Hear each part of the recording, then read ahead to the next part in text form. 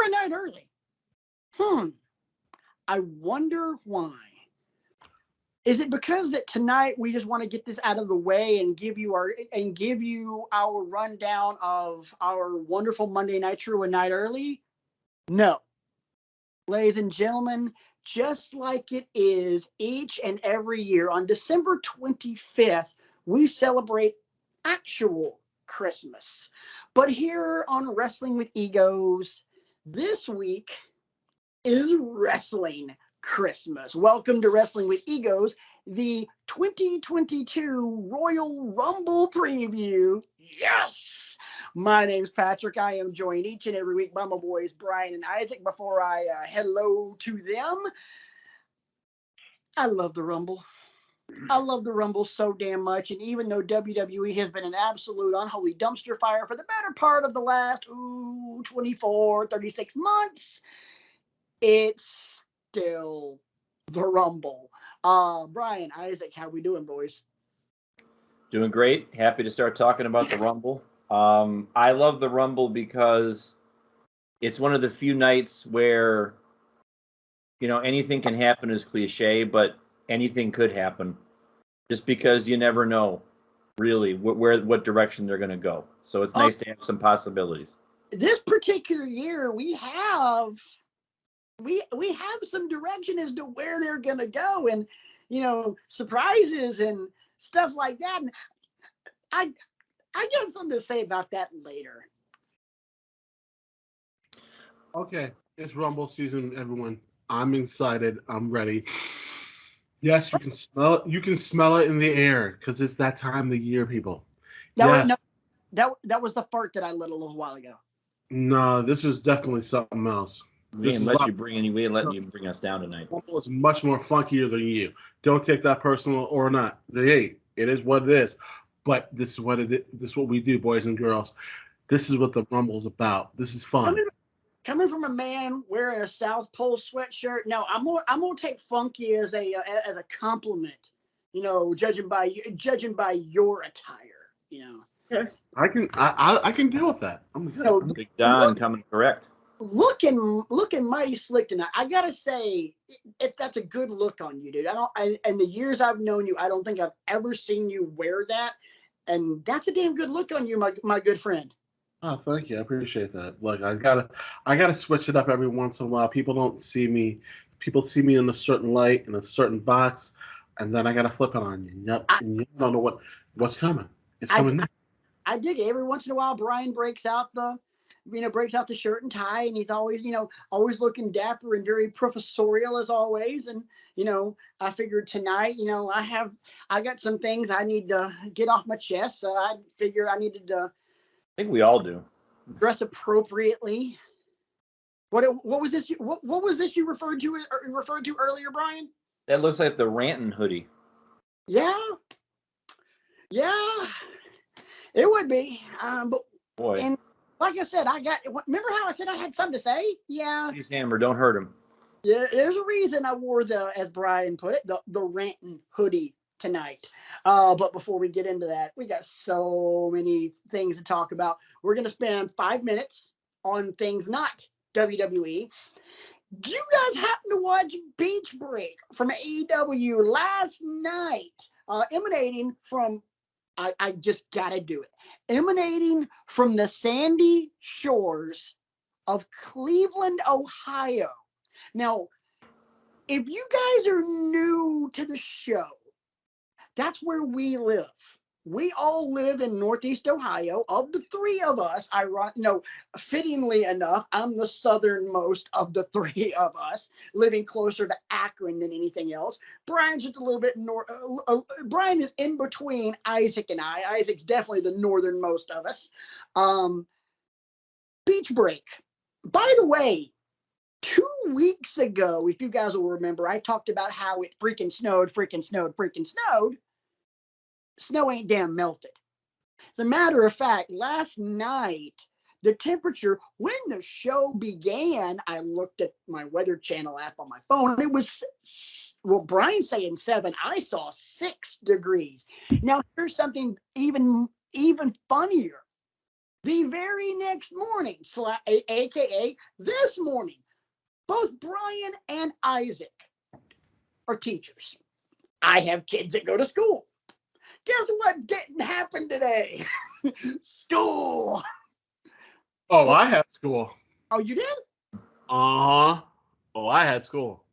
There was a heat wave where Isaac teaches. Apparently, well, if he's gonna go to work wearing a hoodie like that, there's your reason for your heat wave right there, boys and girls.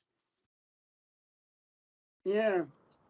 Yes. All we need now is a big ass Jerry curl on Isaac. We can bust out the song from Coming to America. You're not singing Soul Glow whatsoever. Hell no. Look, I will torture our audience with some singing every now and then. I'm not doing that to you guys. Hell no. I can't hit that note, nor will I ever hit that note. And no, the back of my couch will not be stained ever. Just so we're going there. Real quick, I have mad props to any man that can hit that note. Whew. The Soul Glow theme is a work of art, man. You know, and you can and we can have a discussion about that with the other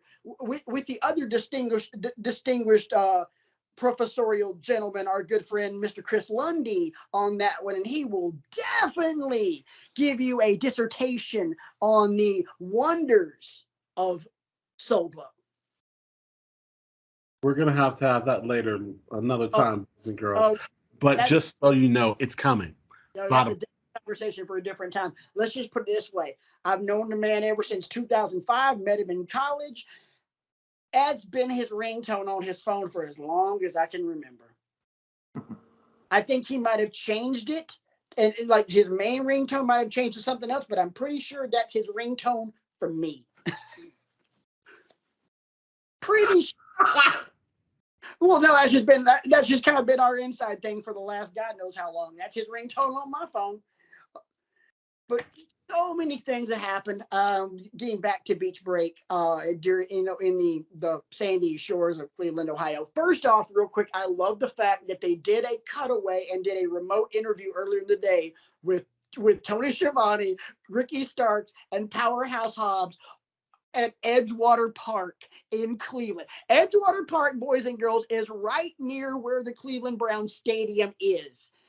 And yes, it is a beach right off the shores of Lake Erie, and there was snow everywhere. Nice. Freezing cold. You could see the breath coming off of Schiavone, Ricky Starks, and Powerhouse Hobbs, and Powerhouse Hobbs in that gangster ass fur coat. I mean, because he had no shirt on. Oh, he was no selling that shit though, dude. He just had the fur coat on and was just yeah. Anyway, the only thing I really wanted to point out was during the lights out no DQ match between Orange Cassidy and Adam Cole, which turned out to be a really good match, we got a surprise debut. We got a debut as we expected to get during this match. However, it was not who most people were expecting.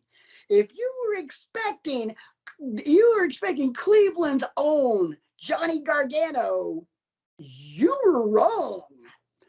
What we did get, however, and I'm not hating on this one bit at all, is the debut of the very nice and very evil Danhausen. Danhausen is all elite, and I am here for it, man. I have been a fan of this guy ever since he signed with Ring of Honor. He is good in the ring, but his character work is just over the top. Just magnificent. He is so funny and intriguing. It's one of those characters who's like, what the hell am I watching, and why do I have this smile on my face? B, you were talking about some stuff about him in the pre-show meeting. I'm not going to just kind of lead you in. Just go. It's going to be very interesting to see what they do with Danhausen. I famously talked last year and even the year before on this show about how long it took me to warm up to a guy like Orange Cassidy. And now I can't get enough of the man. I think the way he chooses to wrestle each of his matches is, outstanding. He's carved out a niche for himself where I don't think there ever was before. With Danhausen, it's kind of the same thing. Now, admittedly, what I know about Danhausen, I know from interviews. I know from seeing him interact with people at Comic Cons and autograph signings and things like that, and on Twitter. I have yet to actually watch a match that he has been in. So I am ready to get in on the ground floor with Danhausen and see where this goes. I think, in my opinion, they ought to keep him as far away from Orange as possible. Agreed. Because it would be very tempting to just put the two comedic guys, different, and there's different parts of that arena that they both inhabit, together and have them have a feud that lasts into the summer or something like that. But well, you wouldn't do that because they're both faces. Right. Well, I'm just putting that out there that I don't want to see that happen. But in much the same way that you put Orange Cassidy in the ring with somebody like Kenny Omega, and oh my God, what am I going to do when you put him in the ring with the Bastard Pac and all these people, these serious wrestlers, that kind of thing. You mean like Adam Cole last night? Yes. I would love to see Danhausen, mix it up with anybody. I would love to see Danhausen. Imagine Danhausen and Bryan Danielson. I know we're a long way away from that, but that's the first name that pops into my head. Danhausen and Shawn Spears would be entertaining. Danhausen and Ricky Starks would be entertaining. I mean, I know the progression that we're going to have here, but I'm a lot more willing than I was before to get behind a guy like this. I think because of my exposure to Orange. I think with Danhausen, I think what really is going to work for him is to start him off with people that he can play off of. And you mentioned two names that are absolutely great in terms of both Shawn Spears and Ricky Starks. Even though I'm not a fan of Ricky Starks at all, from a character perspective, he is self-absorbed enough to be able to mentally write someone like Danhausen off. And there's that play off of that. Shawn Spears is the same way, where, there's that ego that he takes himself seriously, but the crowd themselves can and can't at the same time. You wouldn't be in there with someone like MJF right now because you've got to build him up. But to start off with, a Shawn Spears, a Ricky Starks, a Matt Hardy. Mm-hmm. Someone like that, Billy Gunn or the Ass Boys, any of those guys. That might be where they go first, because there's already been a back and forth with them on Twitter that I've seen. They show up on blogs and they interact with each other and stuff like that. Oh, there's been a back and forth between Billy Gunn and the Ass Boys and Danhausen? Yes. Nice. That could be. I can't tell you where exactly I saw it, but I know that there's something simmering there. That would work because at the same time, Billy's sons are damn capable in the ring, and they're just irritating enough because they're, you can make the assumption that they're just riding their dad's coattails until they can get over themselves. But you've got them and you've got Billy there, and Billy is a big enough name and a big enough ego to be able to make that work. Where in character he takes himself way too seriously, but in real life he's not taking himself that seriously at all because he's willing to do whatever it takes and whatever works. Yes. So I'm a big fan of that. Isaac, I know in pre-show you said you had no idea who Danhausen was, so I'm going to ask you this. Are you ready to talk about the Rumble? Let's talk about the Rumble, baby. Let's go. Righty. It is on. Let's do it. 6 matches on the card. Obviously, 2 of them being Royal Rumbles, and we will get to those dead last. We're gonna open it up with the one match on here that's either not a Rumble or not for the title. It is the tag team, a mixed tag team match between let's just call it what it is. The Mizanins and the Copelands. Miz and Maryse versus Edge and Beth Phoenix. I got to say one thing. This entire match, this might be one of the best builds I have ever seen WWE do in the last 10 freaking years. This has been done so well. I mean, I can't knock anything that they've done in terms of the interviews, in terms of the in-ring, the in-ring interview segments, the renewal of the vows between Miz and Maryse, which you knew something was going to happen. Everything about this, to me, has worked. And to me, it makes for a very intriguing match. Not just because you've already had the small feud between Miz and Edge, but here's a little trivia that I'm not sure if you guys knew this or not. Come Saturday at the Rumble, Maryse and Beth Phoenix will be the first women in WWE history to compete against one another in 3 different decades. That's amazing. That's insane. One, that shows you just, God bless America, how long we've really been watching wrestling. Yeah. But yeah, it's just like I saw Isaac's heart just skipped a beat. Yeah, I know. I saw them like that's nuts because they were they both started around the late 2000s. Obviously that rolls into the 2010s, and now here we are. And there's plenty of history with them because if I'm not mistaken, the Divas title switched between them once or twice. They had feuds for the title there.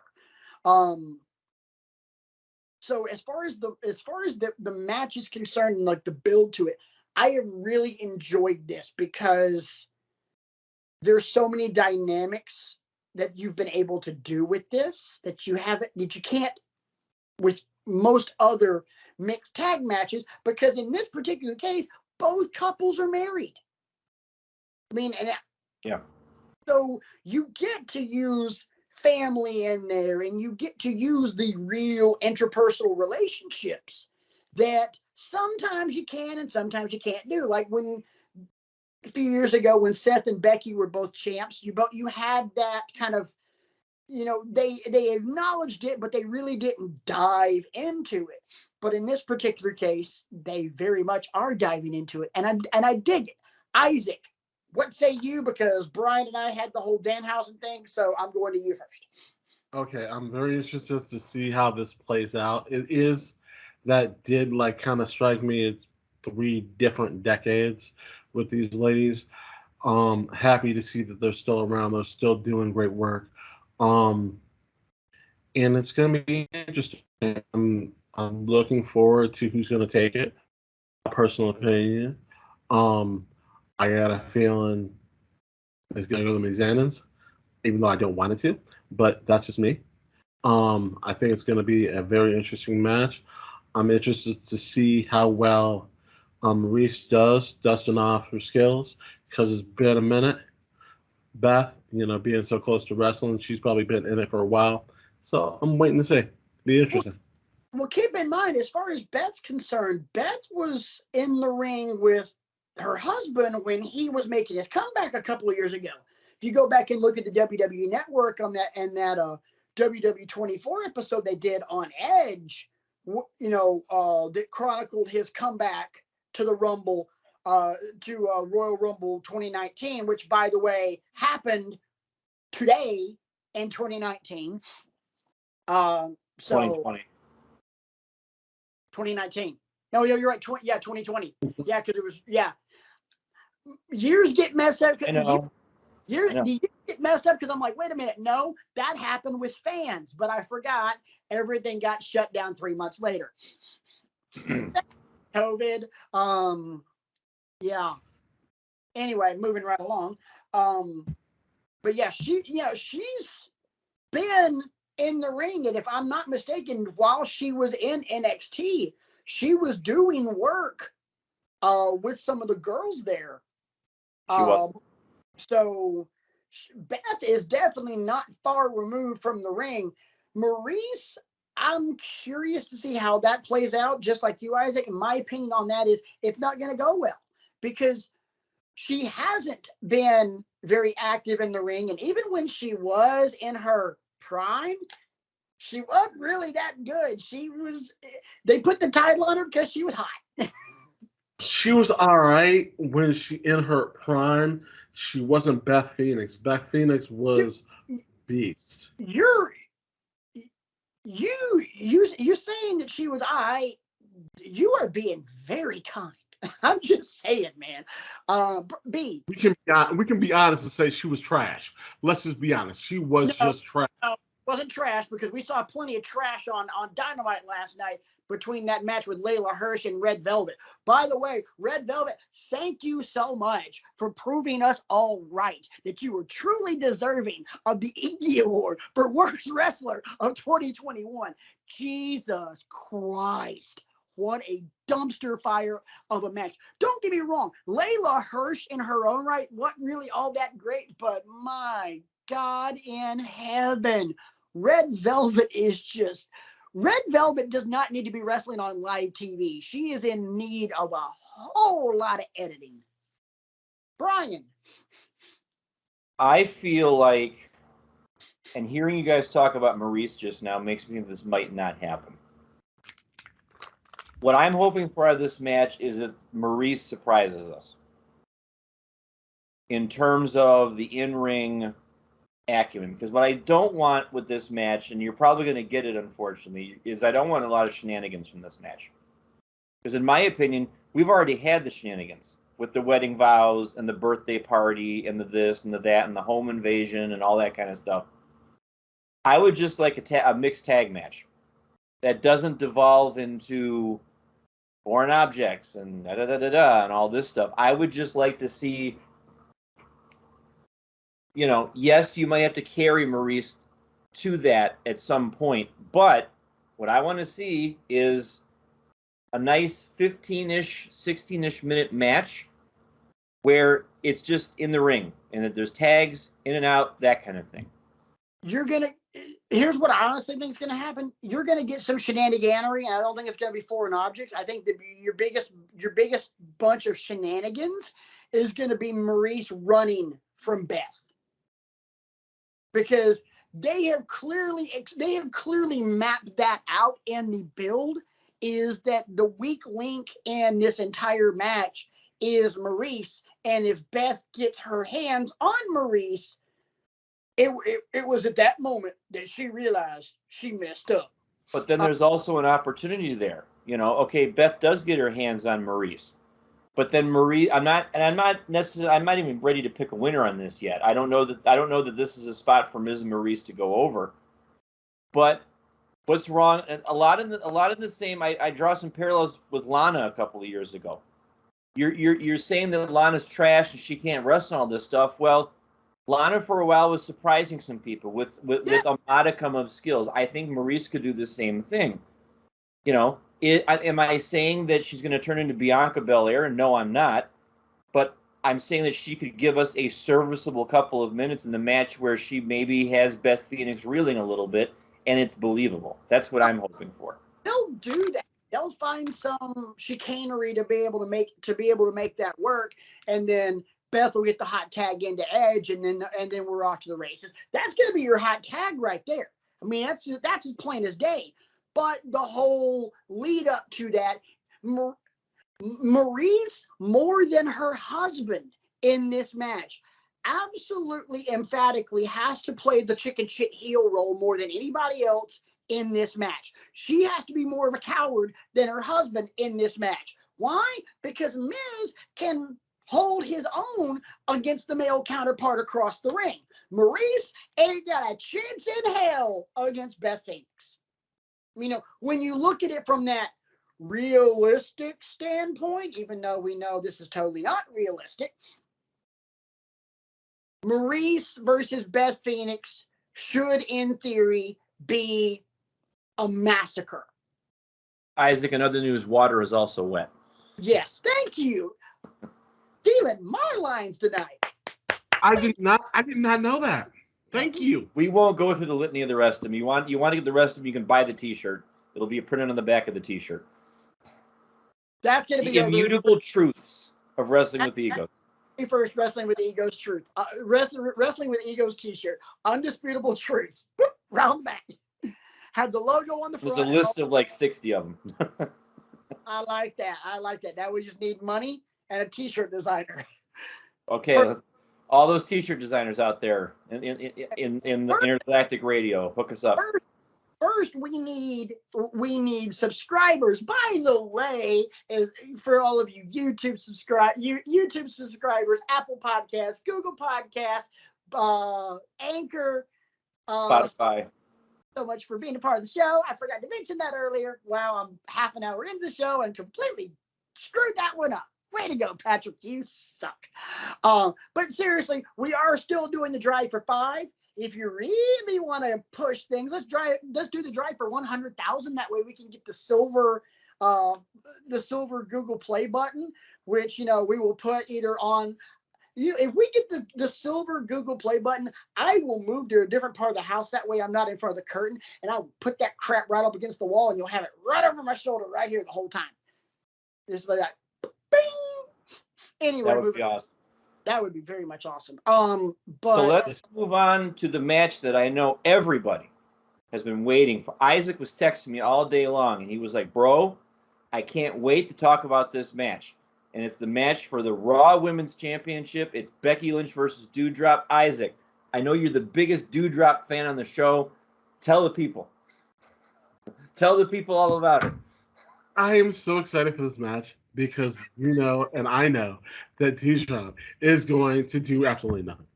This match, let's just be honest, ladies and gentlemen, this match is just really Otter. It's just, I mean, come on. Let me start this off by saying, look, I do like Doudrop. I think that she's a very good talent, but we're just holding out for Becky for WrestleMania. This is a waste of my time.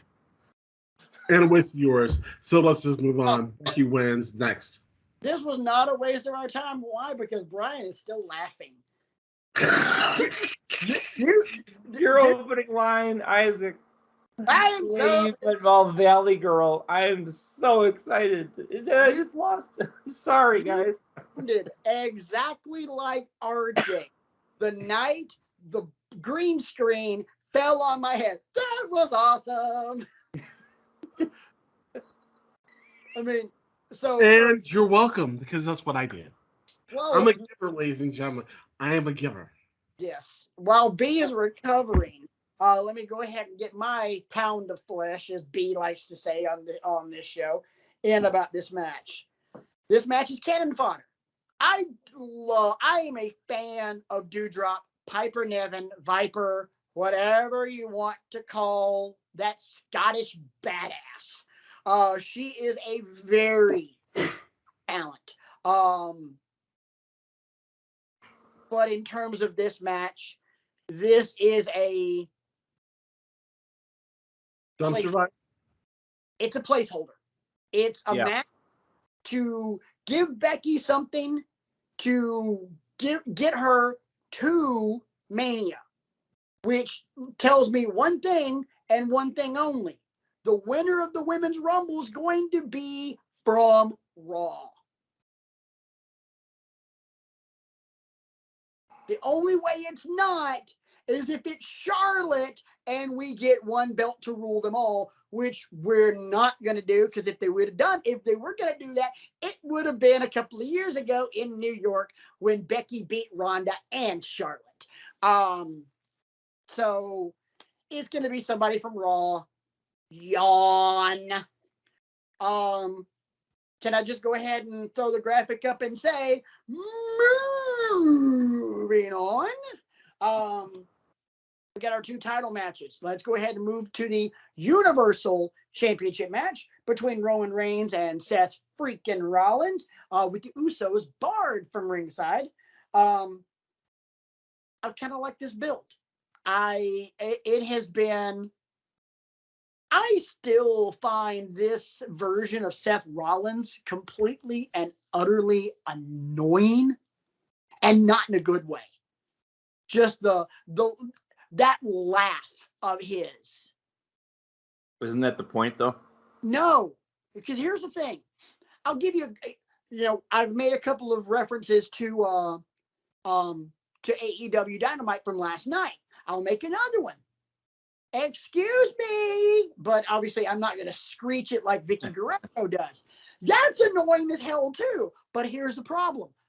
With that, it elicits a reaction of boo, or even, or if it were even something annoying, it would react to cheer. That's one thing. Seth Rollins in his this is what it invokes for me. Oh, good God.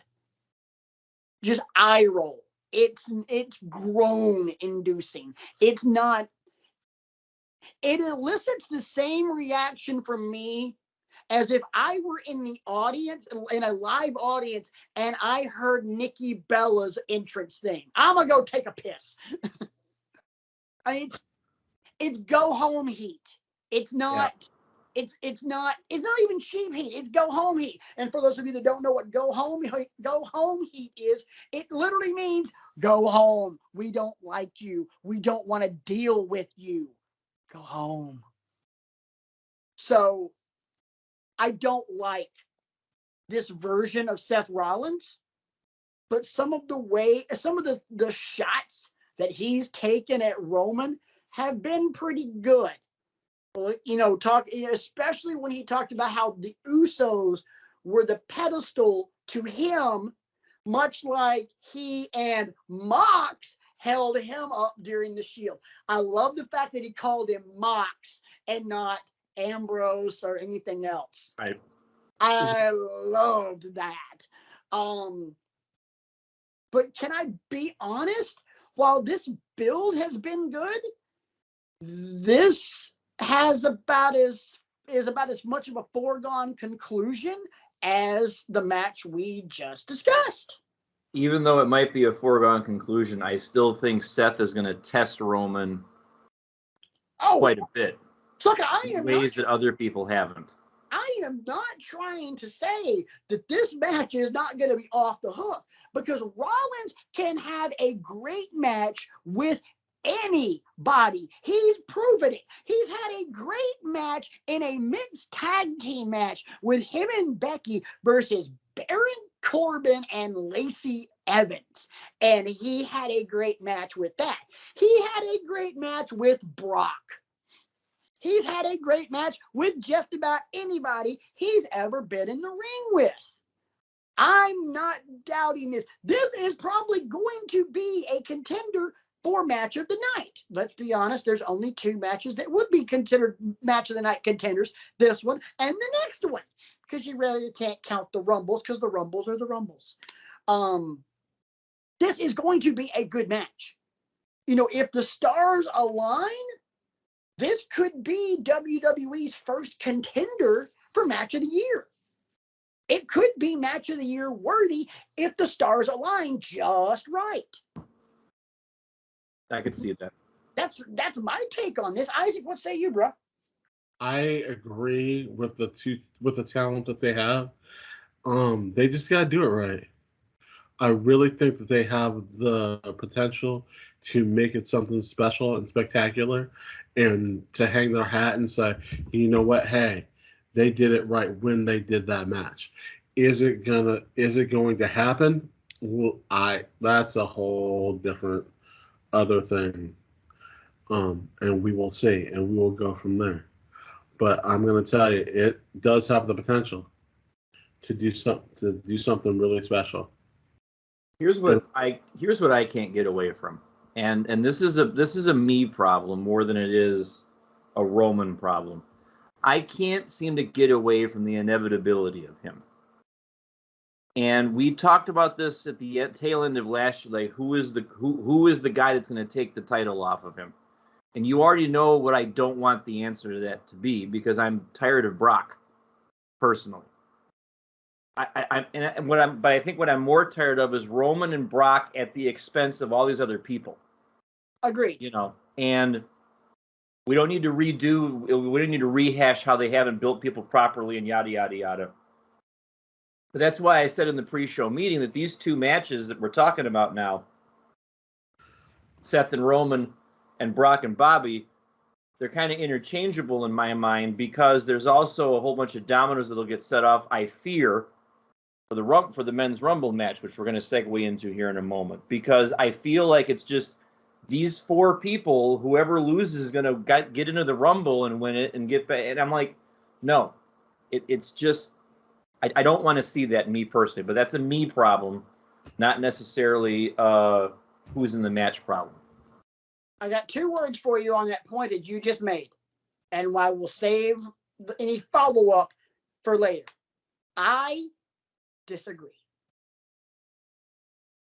I will get to it when we discuss the men's Rumble, because I think there is a certain level of inevitability in these matches and the Rumble, and I think stars are aligning just the way they need to. I think we are headed towards two very defined collision courses, and I'll tell you right now, it's not Roman and Brock.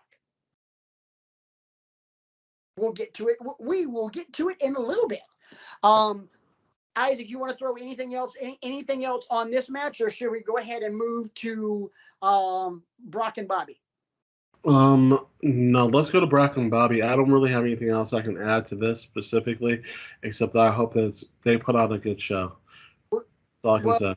You're already talking, so you start with Brock and Bobby. I'm not even gonna, because look, I can lead into this all I want, but there's not really much you can really say. It's Brock and Bobby, first time ever, something we've all been wanting for God knows how long. So go. When it comes to Brock and Bobby, these guys are legitimate MMA fighters. Will they be stiff? Yes, they will. Are they tough enough to take it? Yes, they will. Am I looking forward to this match? Yeah, I sort of am. This is two gigantic, I want to say, specimens. Oh yeah, no, that's a fair. That's and I'm using that word lightly because I mean these guys could have dubbed for the body of David, the statue of David. If you really think about it, looking at Bobby Lashley and thinking he has even an ounce of fat on him is ludicrous. Brock Lesnar, we all know, is a freak of nature. Both have MMA backgrounds. Both of them have, NCAA backgrounds. These guys kept saying they were going to do this for years, and I kept thinking they were going to hold off and do it at WrestleMania, but they didn't do it. They're doing it at the Rumble. Hey, I want to see it. I didn't care if it was on a Monday Night Raw, but hey, doesn't really matter. This is finally happening after 10 to 15 years of them, putting it off, and I'm looking forward to it. And don't care who wins right now. Gentlemen, say you. It will be a hoss fight. The fact that they've never touched before with any consequence is intriguing to me. And I feel like Bobby Lashley is another one of those unsung heroes of the no fans era, and he doesn't get enough credit for that. And that's on me for not realizing that until we were just sitting here talking about him. He figured out what the secret is to his good presentation. He doesn't do a lot of talking. He doesn't have to because he's got MVP as the mouthpiece. That was always the missing link, Agreed, 1,000% agreed. Yeah, we've always talked about how he's not, that assured on the microphone and that kind of stuff. So okay, let's put that to the side and let's give you a mouthpiece. But there's no doubt that when he steps in between the ropes, he's going to give you a great match. He's just got to have the right opponent. And in Brock Lesnar, he's got somebody that he has some history with and is going to sell, you would think, and Yeah. is going to, give as well as he gets. Yeah, I love the fact that you said that they have history together, which they do without ever really interacting with one another. The Right. history being us as fans, because this is something that we all wanted to see. And I'm not meaning what I'm about to say as a knock or even trying to sound insensitive with this, but I remember seeing on thousands of internet message boards and chat rooms when Lashley and Lesnar in their first iterations in WWE, they were both a thing, and people kept referring to Bobby Lashley as, and I quote, Black Lesnar. I remember that. I mean, because at that point in time, both of them were pretty much the same guy. Think about this. Lashley used to do the same get into the ring motion that Brock does. The jump onto the apron, grab the ropes, the pyro would go off, that deal. He did that after Brock left after WrestleMania 20. So they weren't doing him any favors by having him do that. So there's always been that comparison between Lesnar and Lashley. And now we're getting it. Gentlemen, before I continue, I have a question for both of you on this, because we have talked about the fact that their legitimacy as MMA fighters and legit badasses is something that has been discussed. Put them in the octagon. You have to bet your entire life savings on one of them. Who are you putting your money on? Lesnar, Lashley in an octagon, 5 rounds for the UFC title, everything you own on the line. I would probably go with Lashley because there's less miles on the tires. And I feel like Lashley would have Lesnar beat in terms of stamina. Isaac, may I? The floor is yours. I'm running to the sports book and I'm dropping everything on Lesnar in a heartbeat. And here's why. Lashley was an NAIA national champion in college and an armed forces champion. Lesnar's an NCAA champion. Lesnar is also one of the legitimate freak athletes of wrestling, amateur wrestling, MMA. My wife literally just texted me to tell me that I'm yelling and I need to shut the hell up. She's upstairs. So getting back to it. Lesnar, to me, and his size and his skill set, and literally how people have seen him dominate in the world of MMA, I would go there. Isaac, real quick. Lashley. Okay. I think that it would come down to, Lesnar coming at him. Lesnar and Lashley's gonna get him a nice quick hit. He goes down, and everyone's gonna be like, "Oh my God, Brock is down." Yeah, but my money is on Lashley. Got that. But let's get back into pro wrestling in terms of this. This match could very well be the longest match of the night, not counting the Rumbles. I would not be surprised in this because I think this match is going to be a grind. It's not going to be a slog. It's going to be a grind. It's about time we saw Lesnar in a match like that, to be honest. And we have seen him in matches. Yeah, but it's very, excuse me, it's few and far between.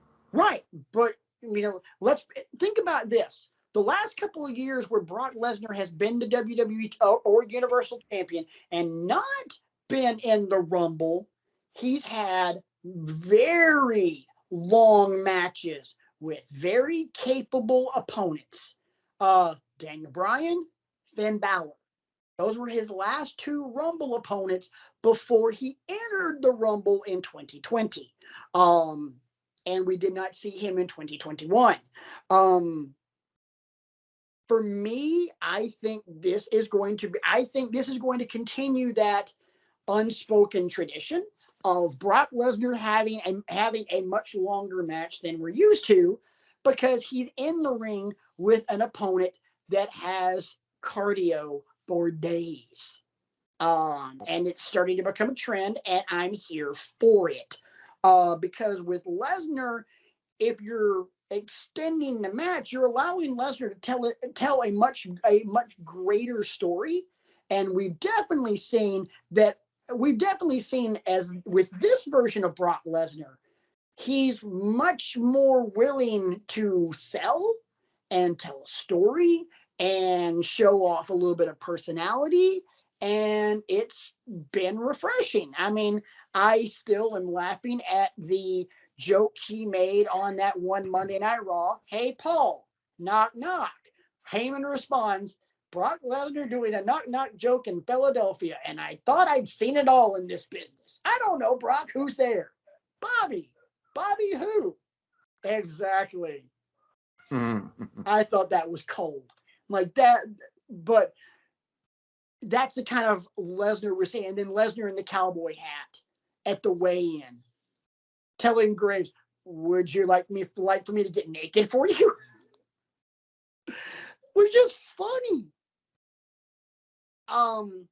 But this, to me, I don't think it's going to be a great match, but I think it's going to be one of those matches where I use the phrase "first guy to die loses." Accurate. So, let's go ahead and unless somebody else has something to say on this, let's go ahead and move straight in to the Men's Royal Rumble, where we already have 22 out of the 30 entrants already named. Let me run through the list real fast. Angelo Dawkins, Montez Ford, both the Mysterios, Austin Theory, Johnny Knoxville, Sheamus, Damian Priest, AJ Styles, Big E, Corbin, Moss, Sami Zayn, Kofi, Kevin Owens, Omos, Orton, Riddle, Gable, Otis, Ziggler, Rude. I guess the real question is first question I have is, on a scale of 1 to 10 in terms of how bad this is going to hurt, how bad is Johnny Knoxville's exit from the Rumble going to be? 9. It's got I mean, because he's from Jackass, he'll probably want it to be the most painful he can. Who does it? Who does it? Call your shot, Brian. Who eliminates Johnny Knoxville? Sheamus could put the biggest beating on him, I think. Who you got, Patrick? Omos. I was thinking the same thing too. They feed him to the monster. Unless they feed him to someone like Braun Breaker. That was going to be another question. Or Walter. Or Walter in one of his chops. Well, got to do it right. Gunther. What? You know what? We're not playing this Gunther bit. Right. You know who I'm talking about. It's Walter. His mama named him Walter. I'm gonna call him Walter. That's what we're doing. No, he ain't Gunther. So I guess here's my real question. So we have 8 more spots left that have not been named, and we still have SmackDown to go on tomorrow night to possibly get any more entrants. Got any names in terms of surprises that you might be expecting? I got to be honest. I had a couple on my list, and Isaac's already blurted out a couple of those names. Is it time then? Yeah, it's time. Okay. I'm going to preface what I'm about to say by saying that I think this men's Rumble match, actually both women Rumble matches, it's an opportunity for WWE to slingshot itself properly into 2022. Put all this talk about releases, impending sales, and gloom and doom, and all this stuff behind them, and get us talking about the in-ring product again. Because that is what any good wrestling promotion wants you to be doing. They want you to be talking about the in-ring product and not about the behind-the-scenes machinations. I'm talking about we need a Rumble like 2016 when you had AJ Styles debuting. and all the buzz and goodwill that generated. Or 2018 when Nakamura wound up winning it, much to my delight. And you had a final two of him and Balor. No, final two were him and Roman. Final three were him, Roman, and Balor. Right. So I sat there today and I tried to construct a Rumble for both the women and the men. And I got to 30 by hook or by crook. And I thought to myself, okay, operating under that premise, like you bring in an AJ Styles, who's somebody that you could bring in that's got a similar backstory to him that would get people talking? And I want both of you to hear me out on this, man, before I start before you start laying into me. Okay. Because I have a feeling you're both going to lay into me. What? I have a feeling both of you will, because as I told you in the pre-show meeting, this take is not a typical Brian take. Okay. But I'm operating under the premise that, again, you need to get people talking. This man is only 33 years old. Okay. This man has numerous experience on the indies and other promotions, but he also has some baggage. Okay. And I'm wondering if I think I have my timeline correctly, I'm wondering if the 2 or 3 plus years that he's been radioactive is enough penance, or if WWE would just have a public relations nightmare if this man were to show up. I have a feeling I know who you're about to say, and if it is, I'm just going to do this, meaning that, yes, it's a public relations nightmare. But I would argue that they kind of have to roll the dice here. Because, again, I can't get away from, you just have this tiny little pool of people that you keep trotting out there every single time. And I wonder if it isn't time to send a contract Marty Scurll's way. He's healthy. That's exactly where I thought you were going to go. He's young-ish. He's got experience. I'm not excusing the allegations that when I did my research today, he's already admitted to. He admitted to doing it. He's saying it was consensual, yada, yada, yada. I get all that. But I wonder how long he gets punished for that before he can ply his trade again. Because he's wrestling for some tiny outfit in Mexico, I think I read today. He got back in the ring in the fall for a minor promotion or something like that. So have at me. It's just I'm trying to construct a card is all I'm doing. I understand. Mine will be brief because I'm not going to go in on you on this, and believe it or not, babe, because I understand and I see the point you're trying to make, and I see the route you're trying to go, but not him. And here's why. I'm going to give you 2 names in a different sport that those names, for their own other reasons, are just as radioactive. Both in football. Colin Kaepernick, Ray Rice. Did Ray Rice ever get another shot at the NFL after he slapped the crap out of his wife? No, he didn't. And Colin Kaepernick is a different story for a different time. I just wanted to invoke the name because of from a certain perspective, I'm using that term loosely, from a certain perspective, he is just as radioactive as a Marty Scurll or a Ray Rice. But Ray Rice is is a better reference for this than anyone else. Ray Rice never got another shot at the NFL. His career was dead and buried the minute that footage came out. And let me be clear, I don't mean to minimize or diminish the gravity of what he did. I'm not condoning what he did. I'm only looking at it from the microcosm of I'm trying to build a Right. card. I think you did that well enough when you said, when you asked, is 2 years, 2.5 years, whatever time period it was that you said, is that long enough for him to be not as radioactive? Probably not the way you phrased it, but close enough.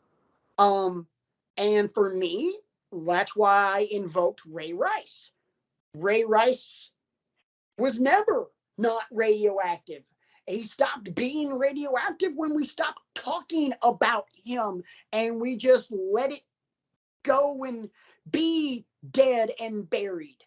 And in this particular case, much like when I said earlier, I'm going to just nod my head because, yes, it would be a public relations nightmare.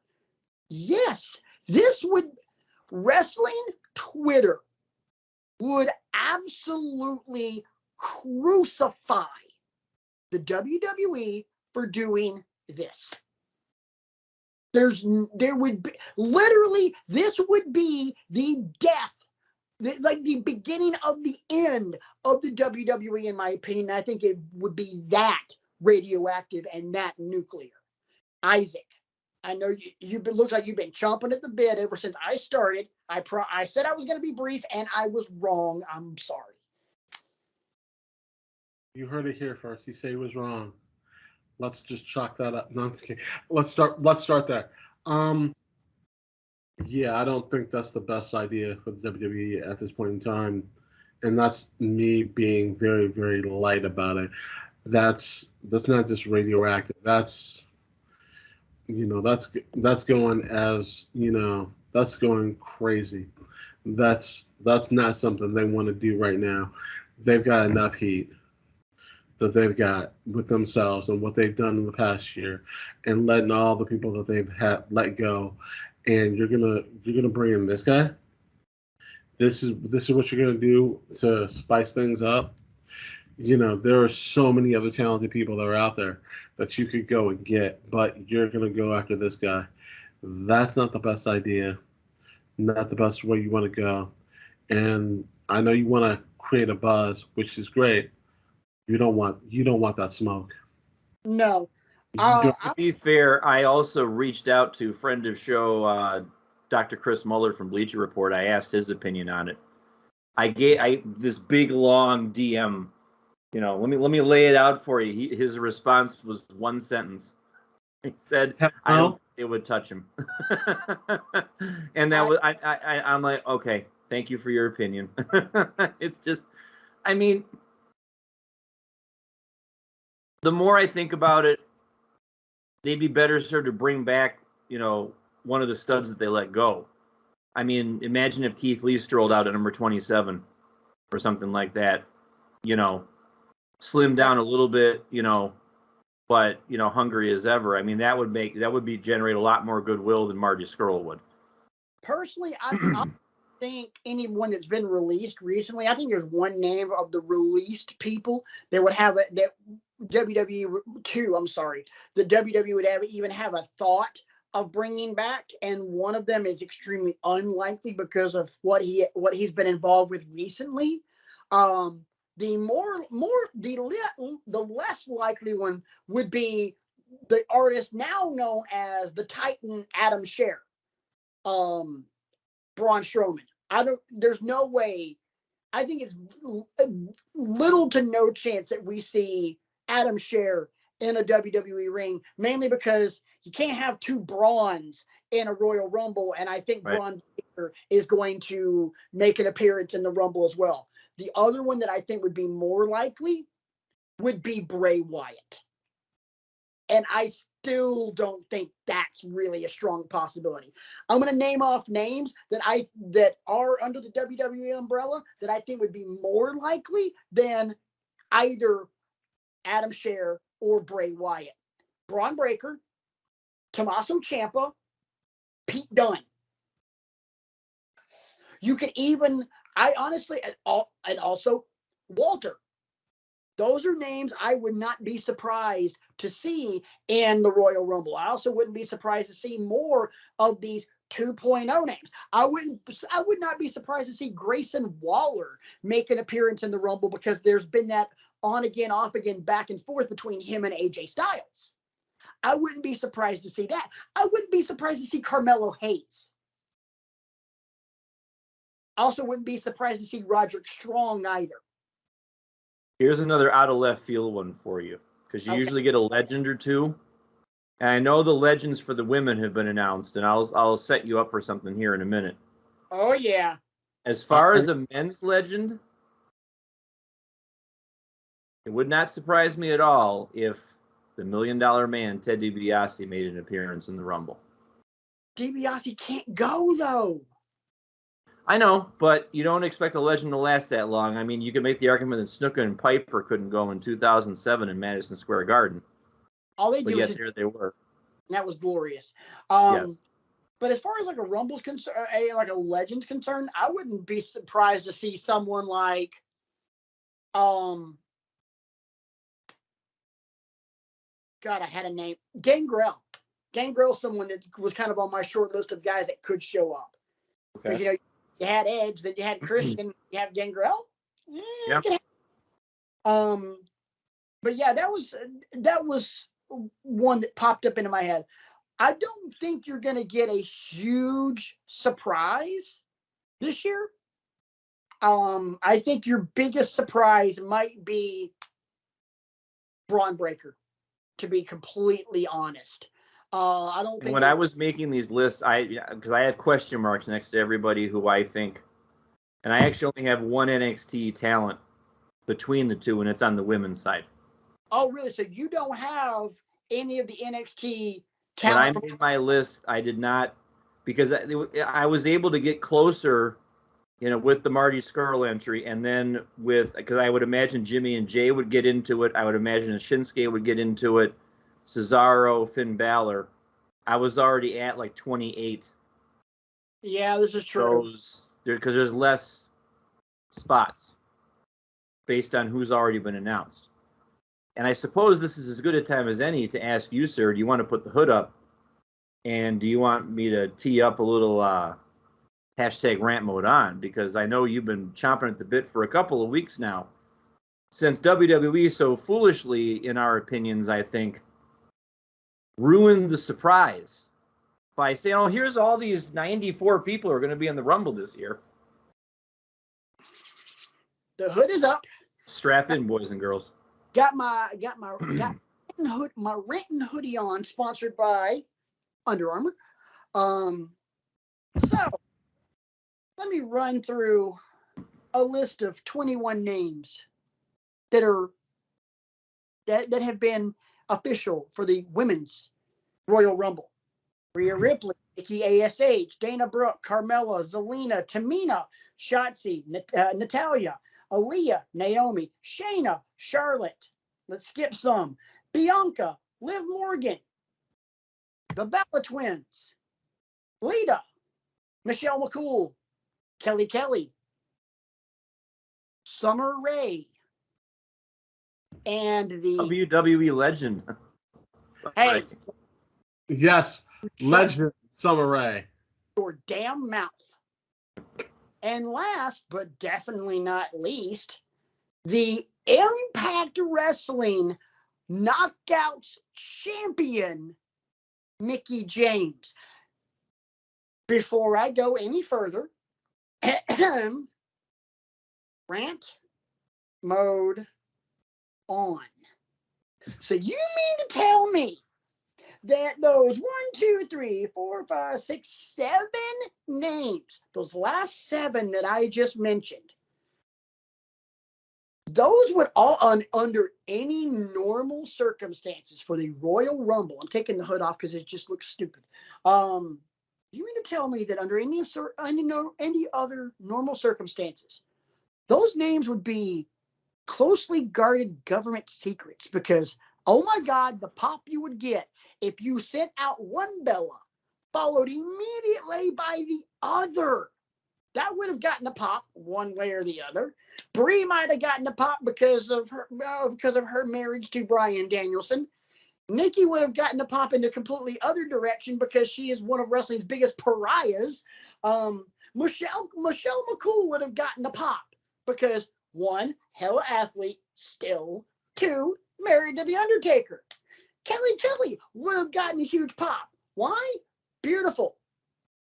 And then Mickie James would have blown the roof off the damn dome in St. Louis because that would be the last damn person I would have ever in my life expected to see, especially being the fact that they are verbally acknowledging that she is the Impact Wrestling Knockouts champion.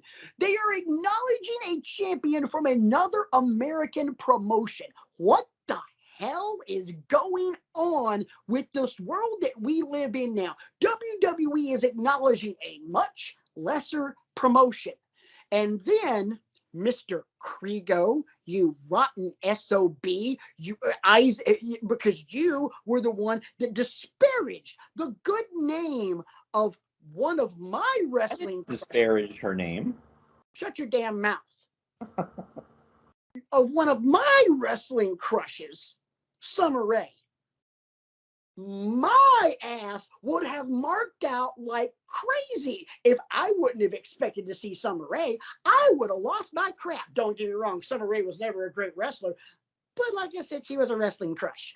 You literally just gave away the store in terms of surprises. And just like Brian mentioned earlier, you know, there are names from SmackDown that we haven't heard declared for, like Balor and, well, Balor's Raw, but, you know, Balor and Nakamura and people like that, which is not going to leave very many names for, you know, names for surprises for the men's side. So the whole point of the Rumble and the whole point of this being Wrestling Christmas is that we don't know what we're going to get unwrapped. We don't know what's under the tree. Santa, you just told us everything that Santa is bringing us.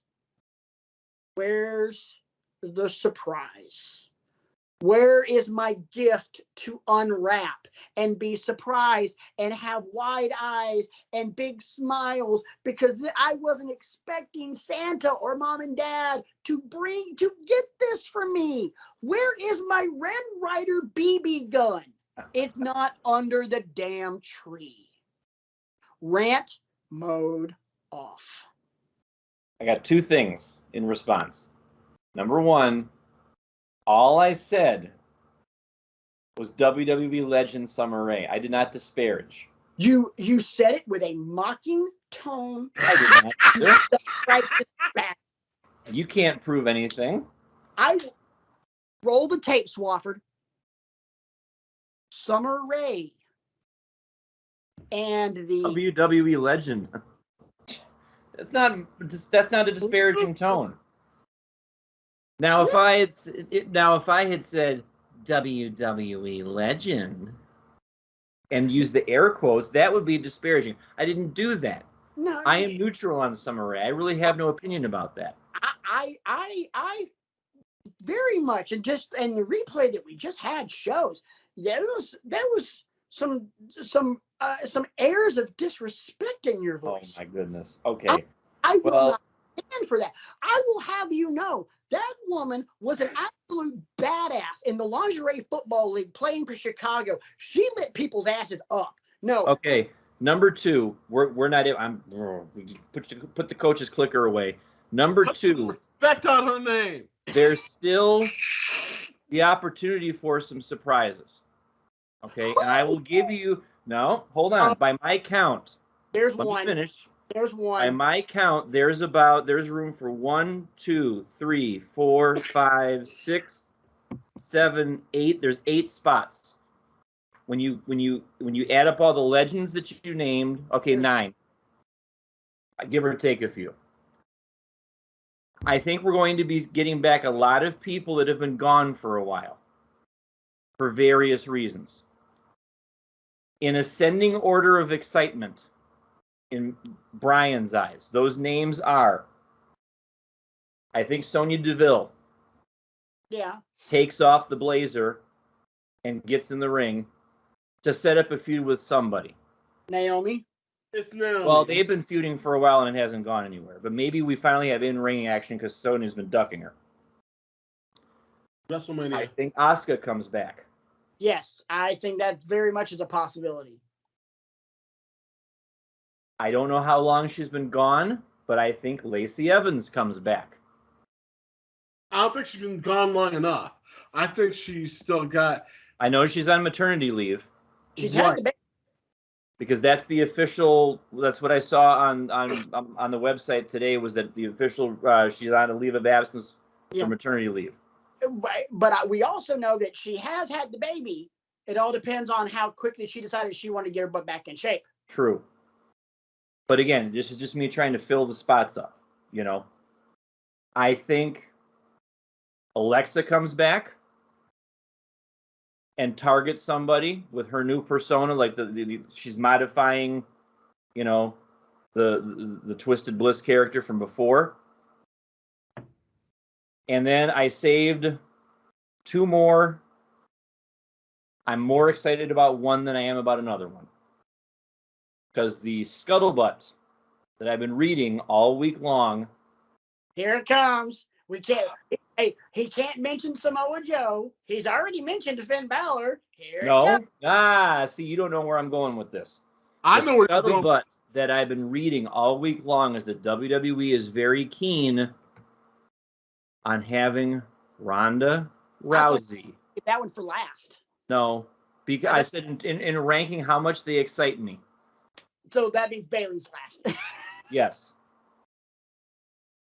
Bayley is my pick to win the Royal Rumble. And I think she's going to come in at around number 11 or 12 and start reasserting her dominance because she's got to get the cardio back up, get the ring rust back up. I don't think you have her coming at 28, 29, 30 and just start picking people off. I think she's raring to go. She wants to come in at number 10 and start eliminating people, just picking people off. Or sooner. Mm-mm. Later? Low 20s. Okay. If you're gonna drop a surprise like that and they're gonna win it, low 20s. You do like 21, 22, 23, somewhere around there. 19. Actually, before I realized that there was a chance that Bayley was going to come back, I was going to go Shayna Baszler on this.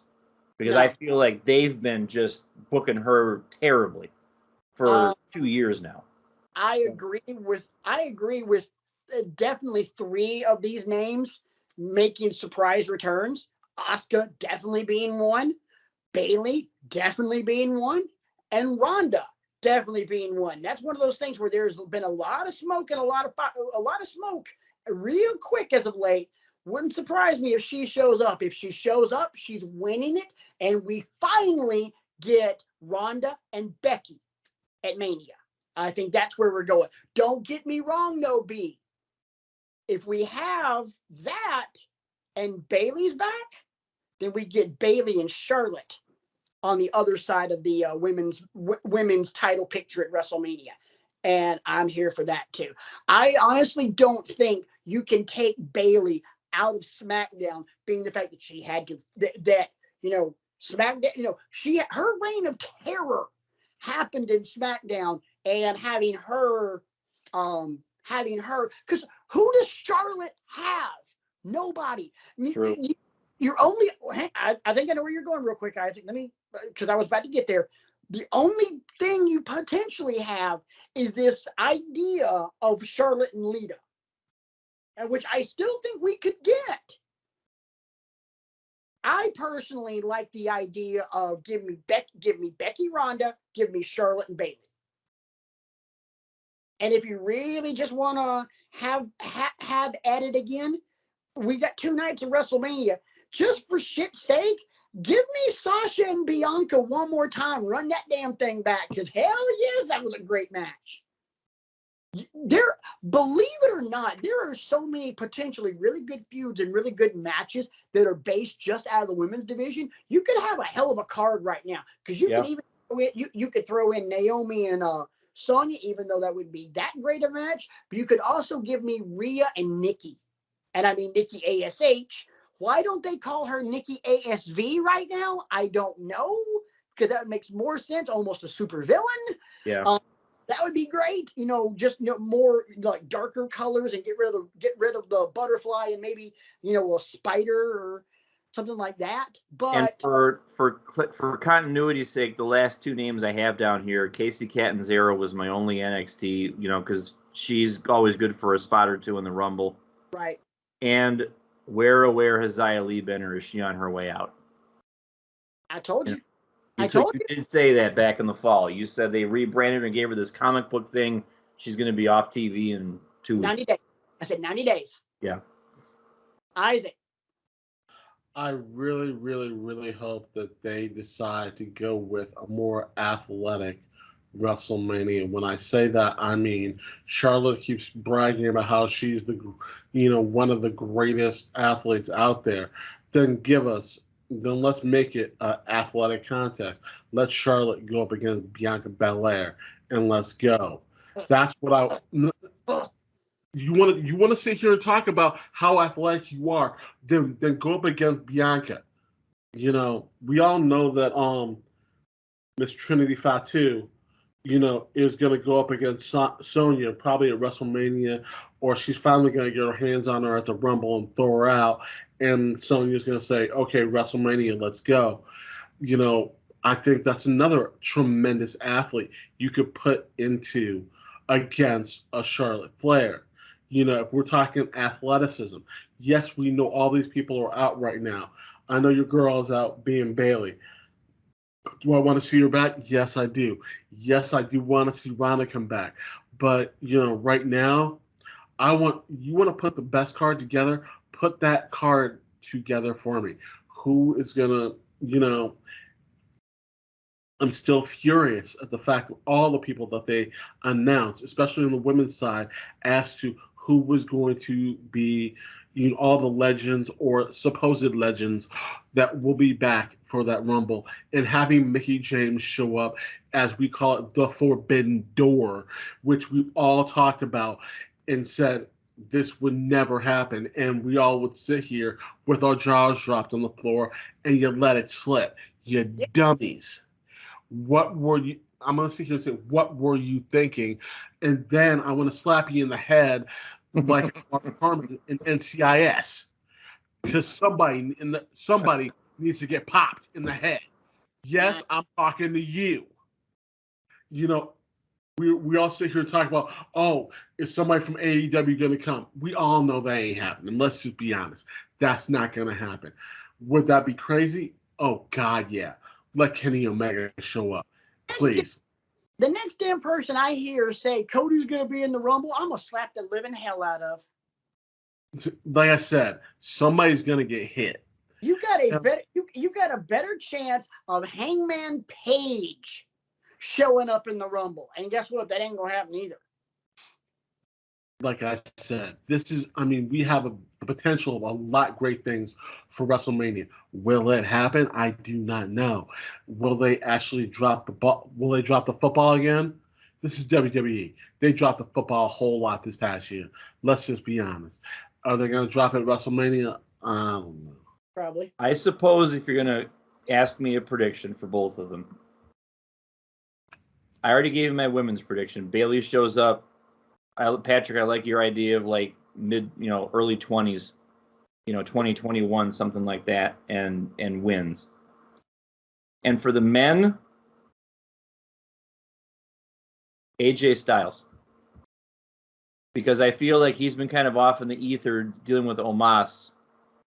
Maybe he wins the Royal Rumble and they do something at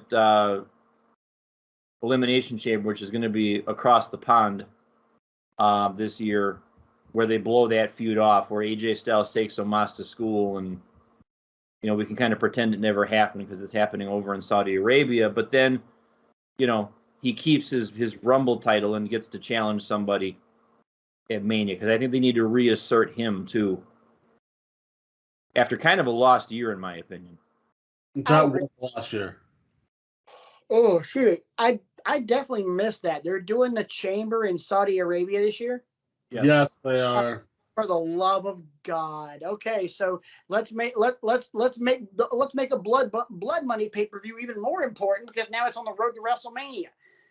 God, as if we didn't need even any more garbage from this stupid ass company. Well, I'll take you away from the garbage for a moment. Wait, my predictions for I'm sorry, you guys didn't get predictions. Patrick, go. My bad. For the women, I'm going Ronda. If not Ronda, I'm perfectly fine with Bayley. I have that. That's my if Ronda doesn't show up, because I'm pretty damn sure Bayley's going to show up. I did tell you guys that I had one name for the men's rumble, and I'm sticking to it. And he will go on to challenge and beat Brock Lesnar at WrestleMania and become a two-time WWE champion, Big E. I would like to see that. This is an opportunity because you're clearly not going to keep the New Day as a group, as a solid group anymore. You put them together and then you broke them back up very, very quickly. He wins the title. He's over on Raw, and then Kofi and Woods get drafted over to SmackDown. Woods is out with the foot injury right now. This is your opportunity to make Big E the face of your whole company. This is a guy from a PR perspective. I would build a company around him. He is smart. He is charming. He's athletic. He's a good dude. Agreed. This is an opportunity to do everything that you should have done with Drew McIntyre. Truth be told, I also wouldn't be surprised if Drew won, because then you get Drew and Roman. I still think you're going to get Drew and Roman at Mania, but you could definitively say Drew and Roman. But I honestly think E wins, because that would elicit the best reaction from the fans. Unless you're going to bring somebody back that nobody's thinking about. Holy crap, yes, they won.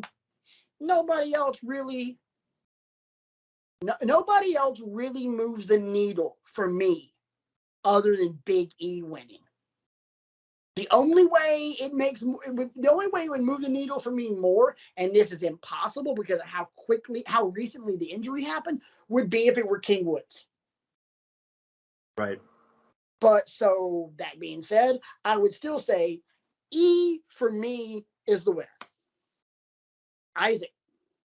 Okay. I'm gonna have a rant going on, not today, but for a later day, comparing a lot of things that happened with WWE, which I'm not too thrilled about. I will go into that at another time because it's not the place or the time to do it.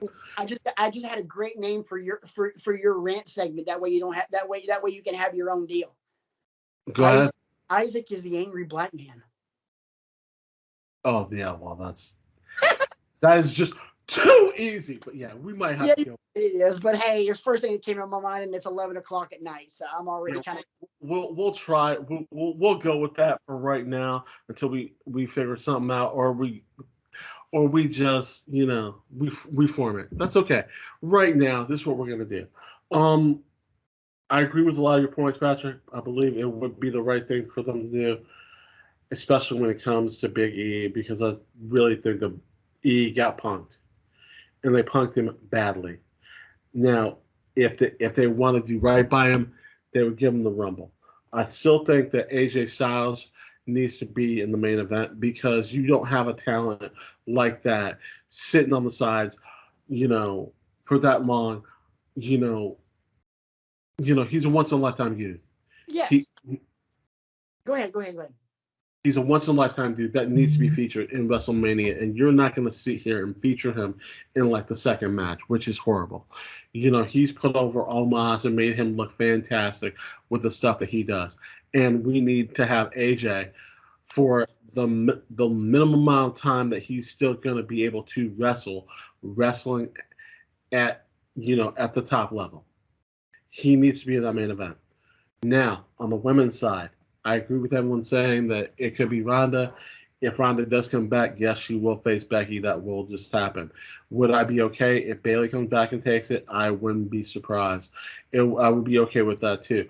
But at the same time, I also think right now, for someone that's just been put into a tag team and just keeps getting punked out, Rhea Ripley needs to be in that main event. She is also someone that they just stuff into a tag team and is too talented to be in that tag team. She needs to be in the main event, whether we like it or not, because you just squandered her for months because you had nothing better to do. And you didn't want her going up against Charlotte, or you didn't want her going up against Becky, and you put her on a tag team, and you wasted her time. You wasted us seeing great matches. And that's what makes me mad about that situation. Now, I'd be okay with Rhea taking it, but you know what? If there's someone else that I missed, hey, so be it. But I really think we have to sit here and start thinking about Rhea getting back in that world championship. AJ Styles getting that world championship, main event. Will someone else show up? Who knows? But I really think those are two people we're sitting here sleeping on. Then that's all I got to say about that. I disagree with both of you on AJ, and here's why. How, in good conscience, from a storytelling perspective, can you take AJ, who the most relevant thing he is doing right now is on NXT 2.0 with Grayson Waller? How can you take someone, I don't care who it is, I don't care how great he is, how much of a first ballot Hall of Famer this guy is. How can you take someone that is currently doing that 7 days away from the Royal Rumble and now give him a one-way ticket to WrestleMania? It doesn't make sense.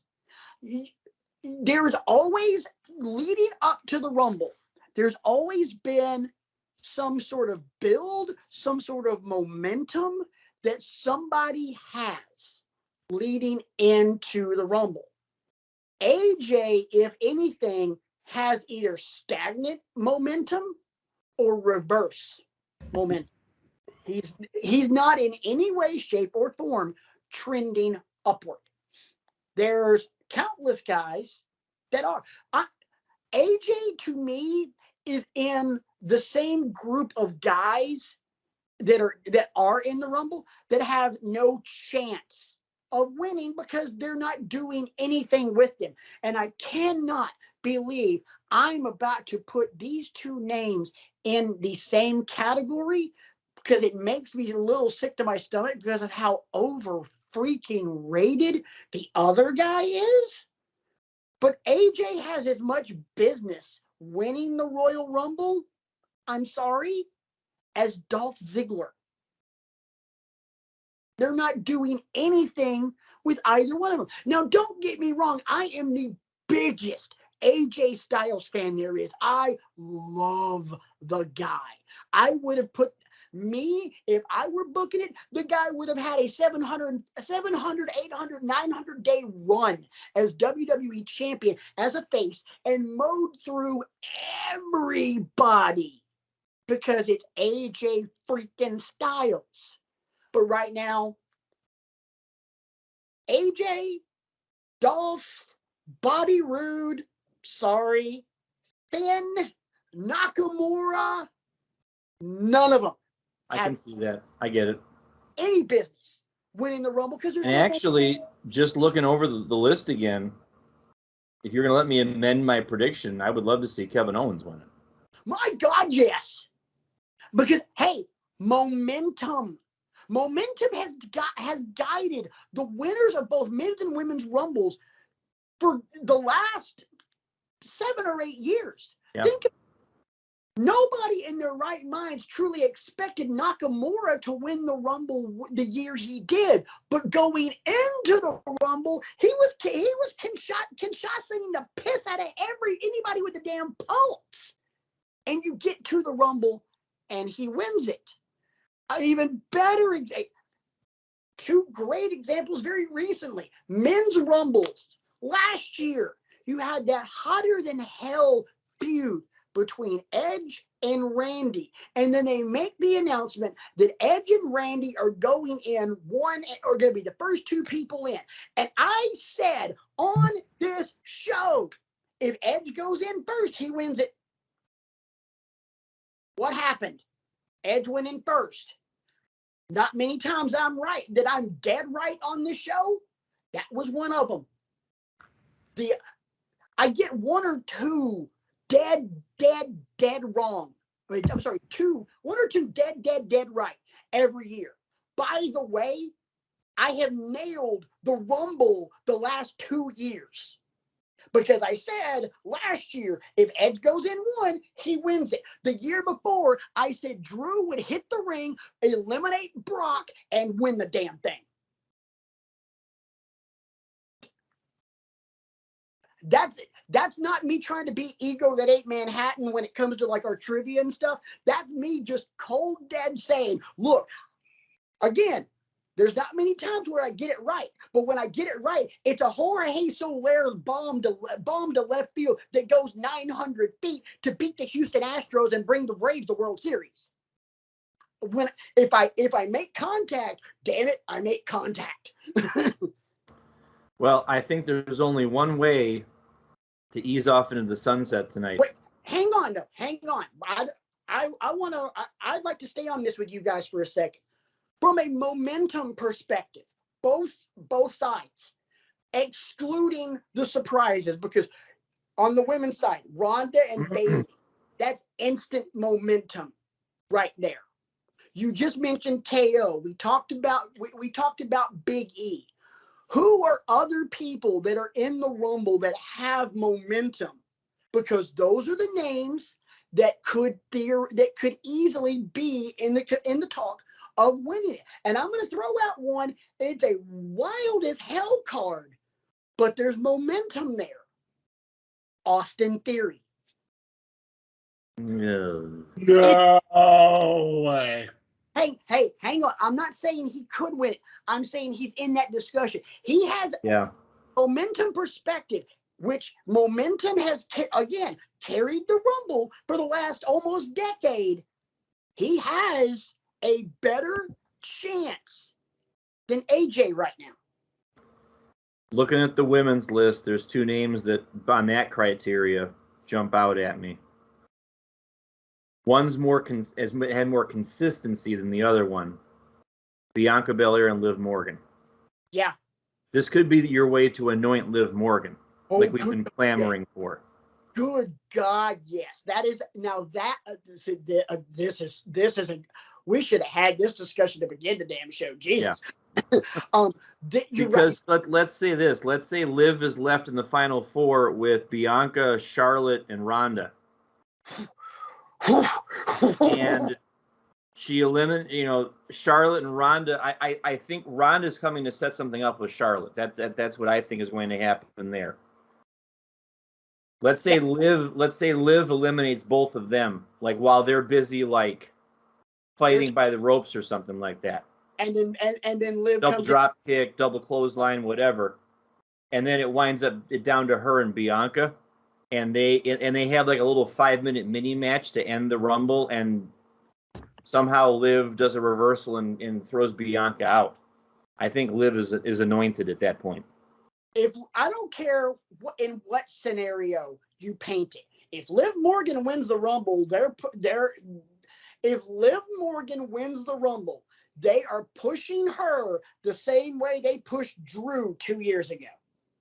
Oh, exactly. And that is extremely possible. But The Women's Rumble, to me, has a better opportunity, not only for that, but also for one of these surprise entrants to win it. Because, again, those two names I mentioned earlier, Ronda, Bayley, even Asuka, you put any of those three, if they win, automatic momentum because of who the F they are. Isaac. One other name that we haven't really mentioned that much, and I just thought about this. If Nikki Bella wins the title, wins the Rumble, would she and her sister go for the tag titles? No. No, nobody gives a rat's flipping ass about the women's tag team championships anymore.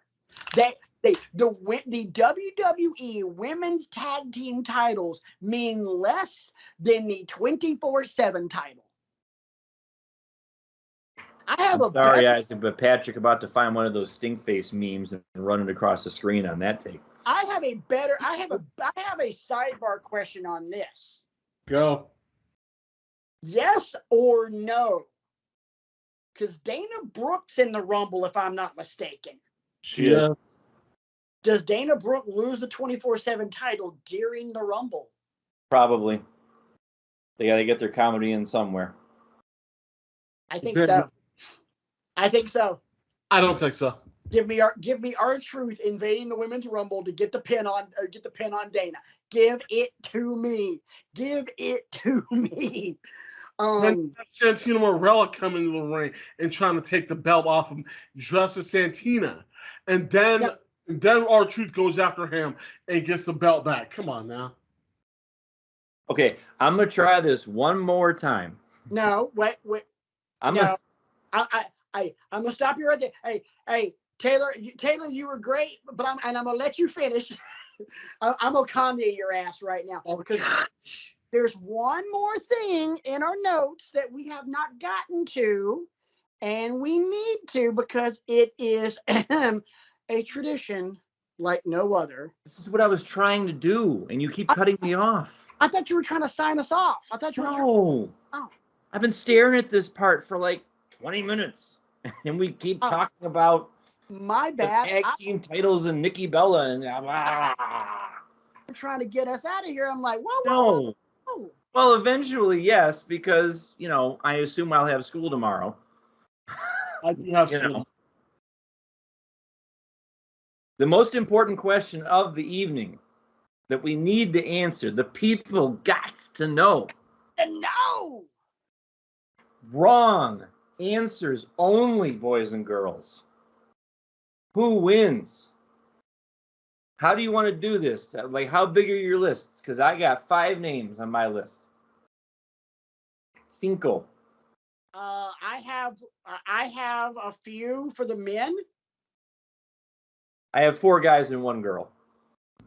I have 3 guys, and I have 1 girl. Let me just go ahead and get the women's winner out of the way, because I know by saying this, I'm gonna get cussed out, and maybe not by anyone currently on the show. Probably our good friend RJ. Let me take you guys back to last year when I said, okay, wrong answers only. Who's going to show up at the Rumble? And we all had our labs and everything else, and I blurted out the name Jillian Hall. So fast forward to the Rumble that night, and we're all in a Facebook group watching this as a group. Myself, Brian, RJ, our good buddy Frank, and the distinguished Isaac Smith IV over here. And Jillian Hall starts singing her music without even missing a beat. You hear her singing maybe 3 notes. God damn you, Patrick! RJ screaming to the top of his lungs because I got that one dead right. That was all time right there. Oh, let's go ahead and just call it what it is. Jillian Hall is winning this sumbitch. She won't do it 2 years in a row.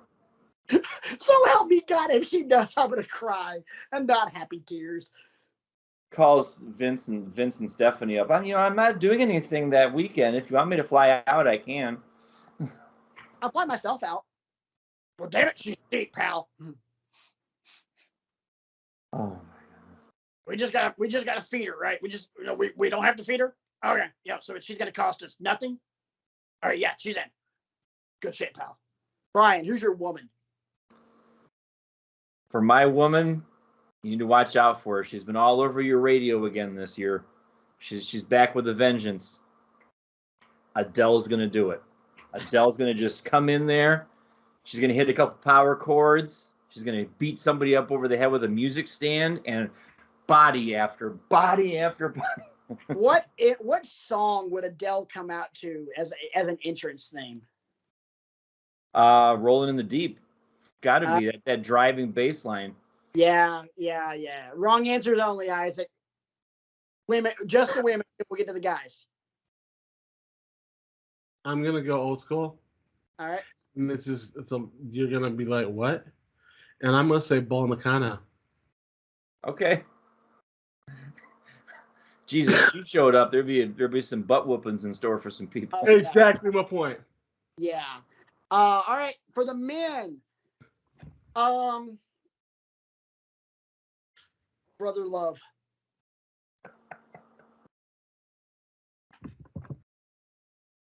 Either Brother Love, or even though he's definitely a wrong answer on this one because he's dead. The Fake Razor. Rick Bogner.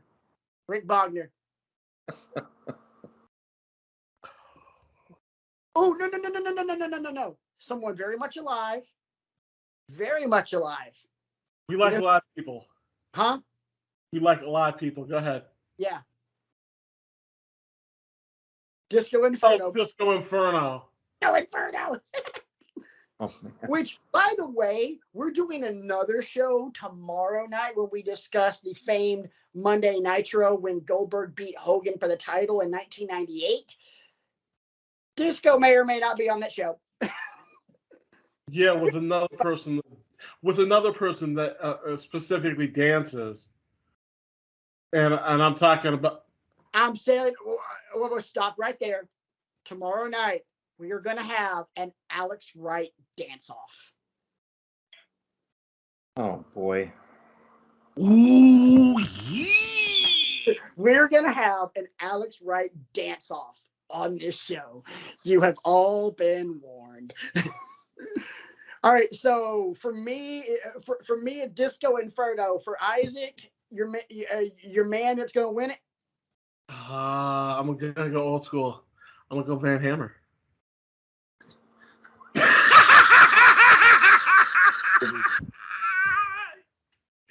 Why Yes, are we- ladies and gentlemen, I hate you. Wait. I hate you so much. Mike, thank you very much. I love you all.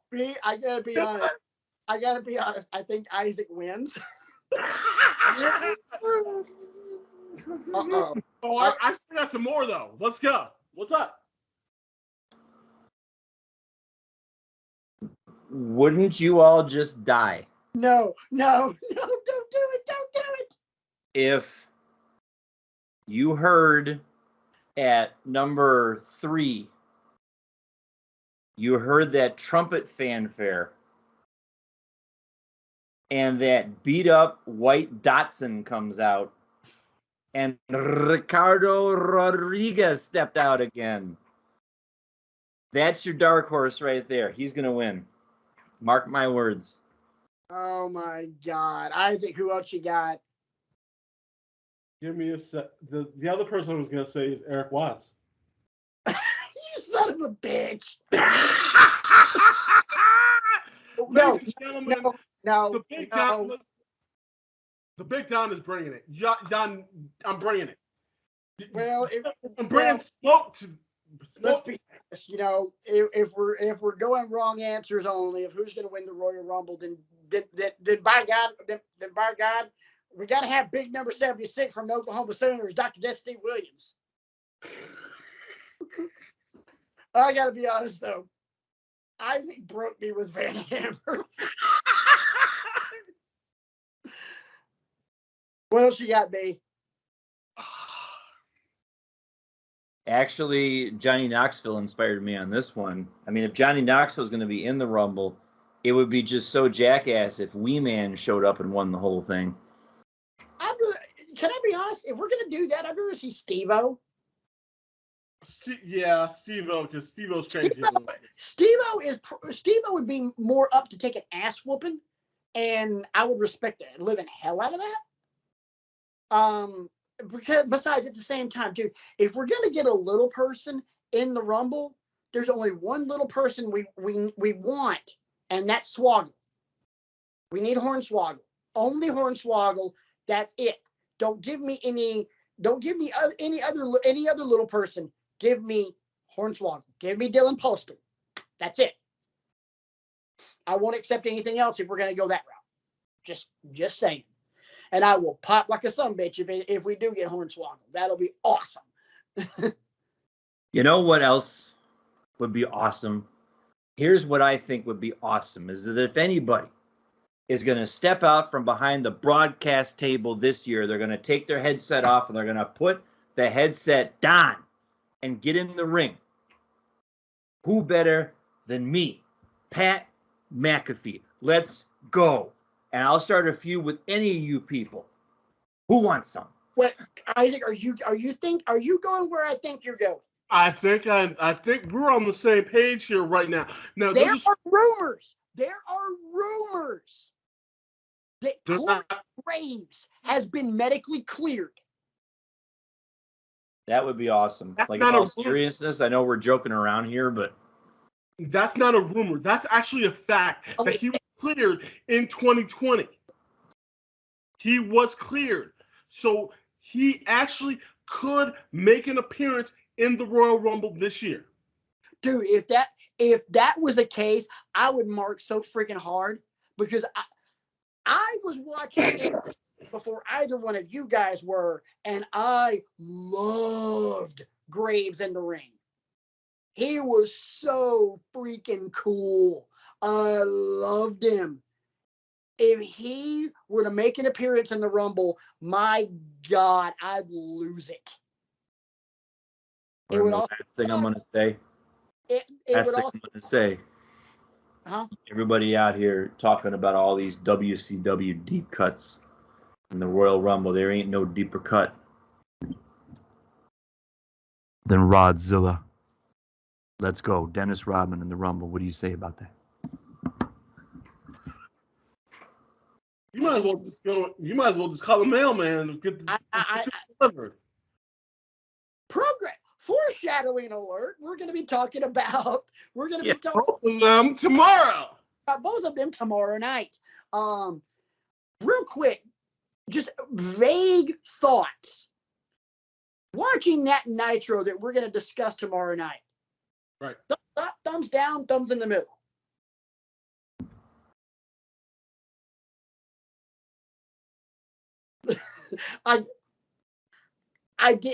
I wasn't indifferent to it, but it also didn't blow my doors off. At the same time, though, I might be looking at it differently than you guys because much like Starrcade 92, I've only seen it 100 gajillion times. True. I was watching the Son of a Gun live when it happened because I'm the only person in the room that actually WCW back then. Well, before our Royal Rumble preview show turns into a 7-hour deep cut, I think it's time for us to ease on off into the sunset tonight. Thank you to all of you for watching us, however you're consuming us. Spotify, Google, Apple, Anchor, YouTube.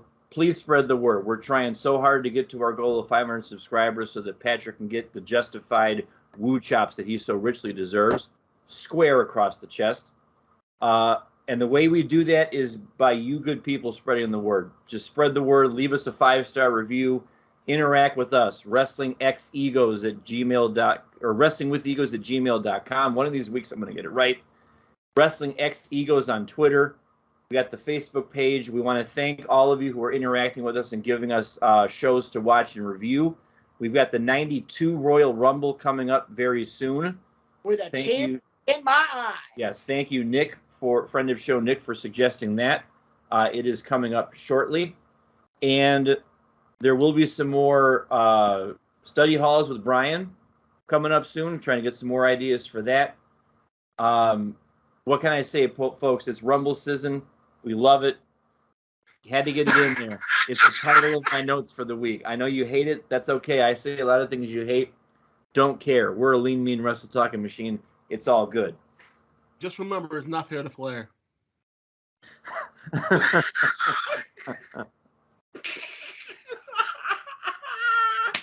I'm just saying, just ahead of time, I cannot wait to talk about the 92 Rumble. The show itself, the card before the Rumble itself is pretty good. I'm going to tell you right now, the majority of my focus when we get to the match itself is on one person and one person. Ding! Yep.